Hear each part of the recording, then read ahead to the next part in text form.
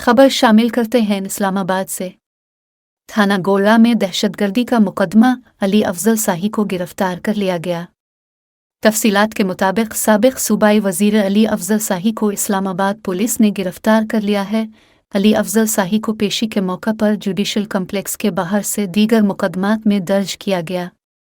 साबिक सूबाई वजीर के वकील बैरिस्टर कासिम अब्बासी के मुताबिक इस्लामाबाद की अदालत ने अली अफजल शाही की थाना गोला में दर्ज मुकदमे में 3 जुलाई तक अबूरी जमानत में तौसी की। पेशी के बाद जुडिशल कम्प्लेक्स से वापसी पर अली अफजल शाही को गिरफ्तार किया गया।